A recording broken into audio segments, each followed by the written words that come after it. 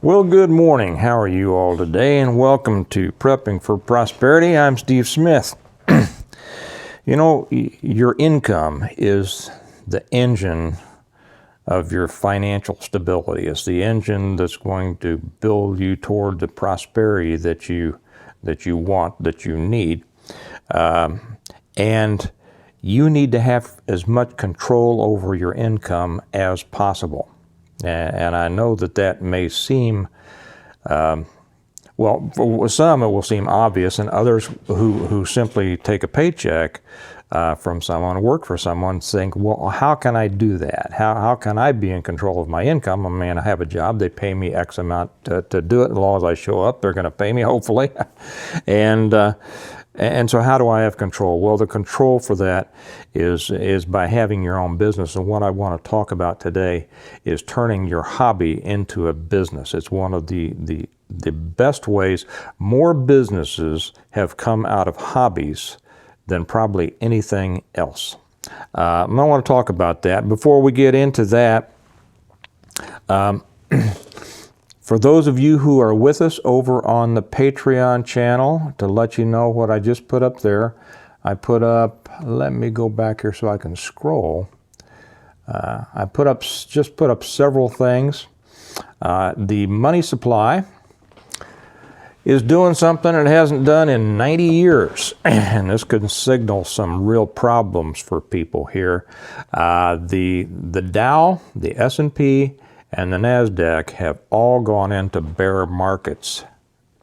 That means down. There's a more technical way to describe that, but that's all, down. People say, well, why do they call it a bear market and a bull market? Just in case we wonder about this. A bull market is one that's going up. A bear market is one that's going down. And they gave them those terms because a bull lowers its horn and come up when it attacks, and a bear swipes down. A lot of people don't know it. Probably most people don't know that. That's where those terms came from. But all three of the major markets here, the Dow, the S&P, and the NASDAQ, are now into bear markets going down. This shows some potential for some real problems. And the article's over on Patreon. I just put up also Ted Cruz from Texas, the senator. He's warning about a CBDC. This is a huge danger that's in front of us. Another reason that you need to build your business as opposed to relying on someone else for a job. So that article is over there. And also Charlie Munger, who many people don't know who Charlie Munger is. Almost everybody knows who Warren Buffett is, but Charlie Munger is Warren Buffett's partner. And I don't mean that in a romantic or a social sense. I mean that it's his investment partner, his business partner. Been with him for years. Munger's a funny guy, but he's very quiet. He's not the one that everybody goes to, but he is a brilliant guy, and he is. There's an article here that I put up that he is shouting the warnings. Well, he doesn't shout, he whispers the warnings that what's coming could be worse than 2008, because he sees a correlation between what happened in 2008 and now. The differences are having to do with which real estate market. Back in 2008, it was the housing market, and now it's commercial real estate.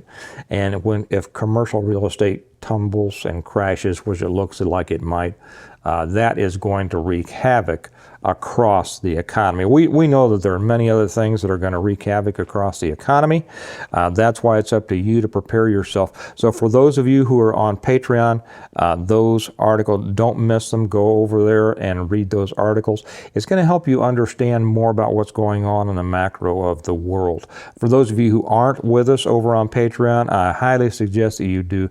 I go through the financial, the economic news of the day, and I post articles or whatever over on Patreon, sometimes things just that I do that I think would specifically, I select them to give our Patreon members a broader view of what's going on in the world. And so then you can just go over and see, okay, by reading these few, I get an overview. I have a better understanding of what's going on in the world and what the smart people say, not the government, but what the people who are actually out there and have been out there for a long time, been watching these things for a long time. What do they say? And it's going to give you a better base on which to base a better foundation on which to base your decisions. And that's important. Having information, making decisions without information is foolish. More people get into trouble with that, and that's what many people do. They rely on advertising and things like that, and you know what I'm referring to there. And that is not information. That's a sales pitch, okay? So you want information. That's why I put it over there. Like I say, if you're not with us on Patreon, I do put the link down here in the information section, and I'll put a pinned comment so you can come on over there. It will be well worth it for you to do. You need to be educated. Most people get through this life without any real financial education. Parents don't do it, schools don't do it, you know, and unless you go into a finance or you know, specialty in college, and that doesn't necessarily mean much. I think I've told the story before that I have a cousin who has been a professor of economics at one of the big schools that I'll say University of Michigan. And she's been a professor there for years. Probably, I don't know, 25 years, something like that. She couldn't explain to me how jobs were created. Okay, well, I'm going to tell you how jobs are created right now so that you will know more than a fully tenured professor of economics at a major university. And it's about turning your hobby into a business. Like I said before, probably more businesses are created out of hobbies than anything else. And whether it's something that you're actually doing that you do for enjoyment, or whether it's simply an interest that you have become interested in and start piddling around, like building a computer in your garage, like Bill Gates and Steve Jobs and people like that. More businesses have been started in spare bedrooms, garages, whatever, than you can count. Why is it important to develop your hobby into a business? Now, first off, I want to answer an argument that I have heard out there from people, not people who were serious about getting ahead, but just people, the contrarians who are always finding excuses not to do something, right? And that's what holds more people back than anything else, is that they'd rather find an excuse not to do something than put in the work to do something. And that statement is, well, I don't want to, you've probably seen people like this. I have. And they do something, it could be some kind of craft or woodwork or whatever. And working on cars. And you say, you ought to do this for a business. And they say, I don't want to do that. I do this for enjoyment. I don't want to turn it into a business. Well, see, the juxtaposition here is the saying, find what you love to do it for a living, and you'll never work a day in your life. And that is the true one. The first one is the saying of the failure, of the contrarian, of the one who doesn't want to put themselves out there in the world and put their efforts out for the world to judge them. That's what they're afraid of. But the other one is exactly right. Find what you love to do it for a living, and you'll never work a day in your life. That's what I do. That's what, I write my books. By the way, I don't really mention my books very much, but if you haven't read my books and you would like to, it's the Stonemont series. That's what all those books are behind me. And I'll put the link down below on how to find my books on Amazon or get it through our website. But that's what I do now for a living. Besides, and I don't do this for a living, but I enjoy sharing. As I got into the business of, as the books took me into the land of YouTube and all and integrative preparedness, and that became a little business of its own. And if I didn't enjoy it, I wouldn't do it. But I do it because I enjoy it. So my days are full of these things. I start my day by shooting a couple of videos for the different channels and filling book orders and answering emails and messages that I get and questions from people, and then writing. And so I'm very fortunate. But that's because I allowed myself to go in that direction and pursue in a business model what I was already doing as a hobby. Here's the thing about taking your hobbies into a business. One of the things that people are one of the things that makes most people resistant to that is doubt. Okay.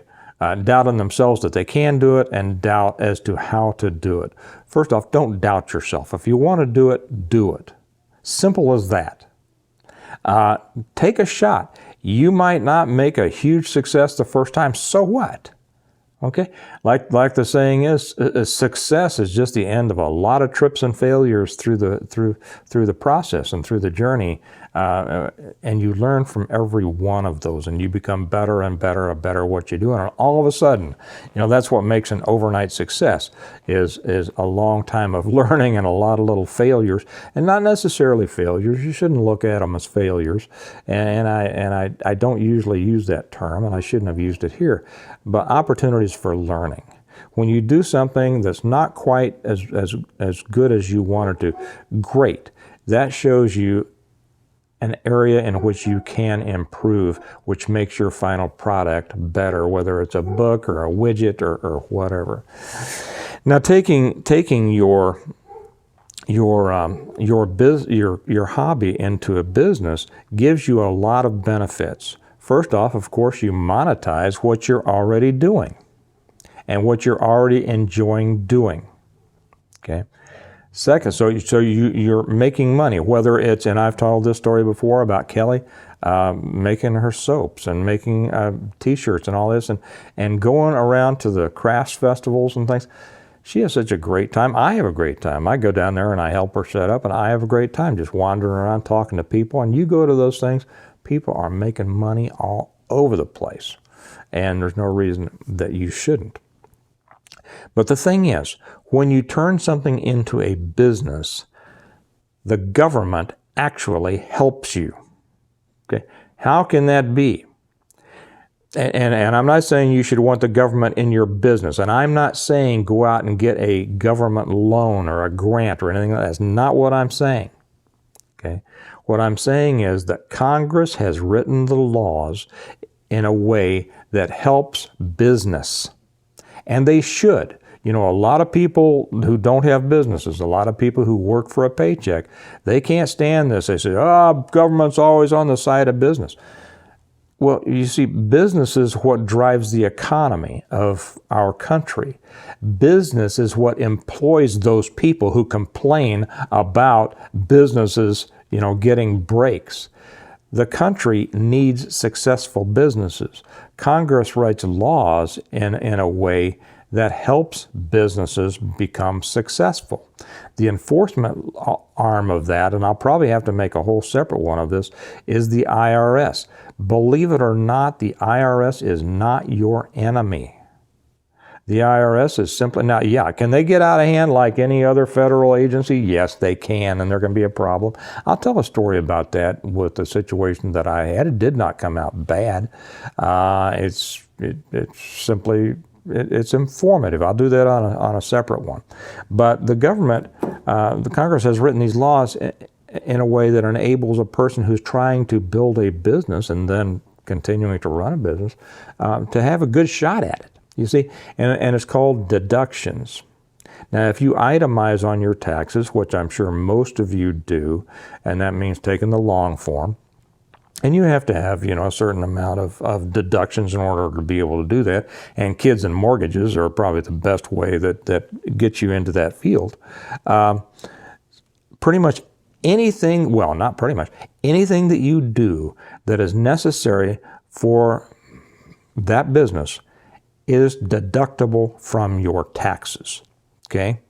Let me use as an example the guy that I mentioned. I think I mentioned on this channel. I don't remember. A guy got a hold of me through the Integrative Preparedness channel. He has written a book about going through SEER school, and wanted to touch base with me and get some information. And so I met him. And matter of fact, I'm going to call him in just a little bit. I've read his book. It's great. I'm going to see if I can give him any help or direction with it. And to where he has been kind of writing this book, he was spending his own money. Well, he drove down to, now as he's writing this book, turning his hobby into a business, he can deduct every mile that he drove, coming to see me, driving back, all sorts of things, postage, whatever it takes for him. He can deduct his computer, whatever it takes that enabled him to publish his book and get it to market. Okay. Now of course, that's going to come off of the profits. Hopefully there will be profits. But you know what? Here's the thing. There's not always profits when you start a business. Now be with me on this, okay? Realize. Well, I'll tell you a story. I will tell you a story. Okay, years ago, Kelly and I, this has been before we had kids, we delivered newspapers. Kelly, I met her at a newspaper. I was a district manager. She was a carrier. And as I saw the newspaper business going down, I didn't want to be a part of it. I saw they were crooked. I saw they were a bunch of libs, and I wouldn't go along with them. So I quit my job as district manager, and I went to the carrier side. Now, first I started helping her with her route, but then we got contracts for the delivery of a whole bunch of free papers all over the city. We were delivering something like 18,000.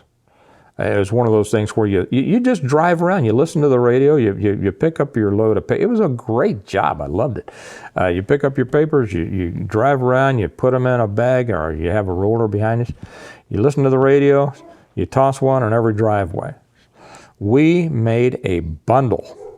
I mean, we made a bundle. When we moved into the neighborhood where we live, that's full of nothing but doctors, lawyers, and Indian chiefs, they would have been shocked if they had known what we did for a living. And we made more money than some of them. Well, the thing was, we had, that one year that I remember, we had 167,000 miles that we drove in order to do that.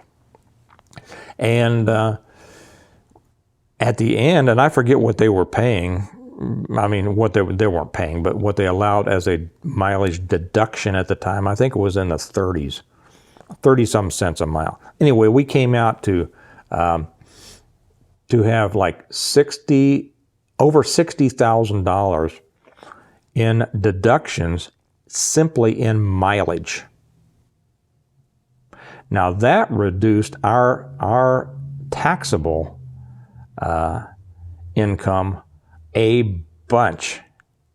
To be honest, I don't know that we paid any taxes that year because so much, we had so many miles. And then you got mortgage, and you got all those things that bring down your tax liability. I'm not sure that we paid any tax. And then we had a couple of kids come along, and that really, I think, here's the thing. You're making over $100,000 a year, well over, and you're getting money back. You're getting a refund. You see, this is the way the system works. Now, right now, some people will say, "Well, that's not right," and that's I get it. I agree, but I'm not going to to refuse that money. Like somebody asked, like Trump said, hey, if you don't want me to take all these deductions, rewrite your laws. I'm just going by the laws that you wrote.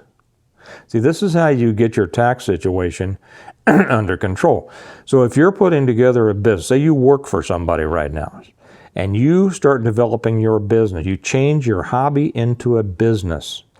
Everything, every pencil, whatever computer, the copy paper that you use, every mile you drive in order to do that, your supplies, your equipment that's necessary to do that is deductible.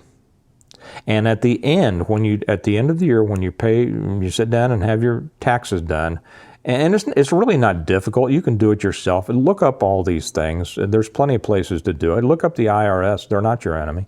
Go to their website, and it'll tell you exactly what you can deduct.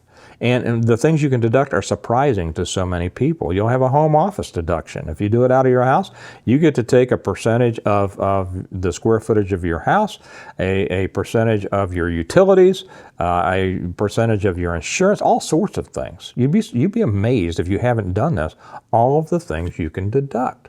Well, what happens? So say you go out there and your first year you make only $5,000. Okay, you only make $5,000.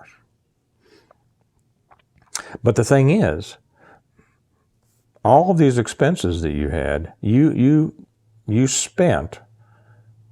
Let's make it simple and say $10,000. And really, if you're building a business, it's going to be more than that. So you spent $10,000. Okay, or you can show that, and a lot of that's not all equipment and everything like that. A lot of it's mileage or taken off your home office deduction. That means that you ended up having a $5,000 loss. Now you didn't really lose $5,000, okay? Get it? But taxable wise, they've written the laws to help you be successful in business. And that $5,000 loss, you can take that off against the paycheck you're getting from if you work for somebody else, right? Okay. So all of a sudden, your tax liability from your job is $5,000 less than it was, and that's building your business.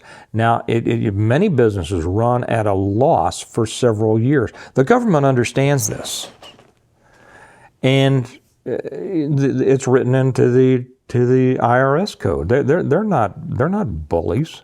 They say, okay, that's a legitimate expense. Don't go off and. You don't have to. People try to be too sneaky with their taxes. You don't have to be sneaky. Just go by the law that they give you. Don't write off a bunch of clothes saying, well, I just feel better, looking good in my new business. No, you can't do that. There are rules about that because you can wear those clothes other places. So your deductions are only those things that are specifically for the business. They have no problem with that. Now, they'll only allow a few years for a business to run at a loss because if it's not making any money, they're eventually going to look at it and say, you know what, you're not really running a business because you're not showing a profit. You're in a hobby. And then you're not going to be allowed all of that stuff. So you need to start, making a profit within a few years. But you can run it, the government realizes. They want you to be successful. That's the point. And they've written the laws to allow you to be successful. Now, the more you get into it, get a good accountant. Not an accountant who's gonna, cheat. Just a good one who knows how to do the accounting, one who knows the tax laws. And he's going to be able to find all of the right deductions for you and then take those deductions. As a result of this, you're going to be able to build a business that's going to provide the financial freedom that you need. And remember that there is nothing that helps you protect yourself against an unstable economy and inflation more than a business of your own, because inflation hits like we're seeing it now, You can't go to your boss and your job and say, hey, inflation's up 9.5%, actually more like 20, 25. I need a 25% raise. You know what he's going to do? Good luck. No, you can't do that. But what you can do is you can increase your business. If inflation is hitting everywhere, okay, you got to let it bring up your prices too. Now, you know, pricing is another issue. Maybe I should address in another one. But you know, you have the ability to make those decisions. How much harder do you want to work? How much more marketing do you want to do? I'll be honest, I'm turning down business right now in one of my businesses. I just don't have time to do it. And when I do that, you'd be surprised. Well, I won't get into that. I'll hold that for another one. But you have that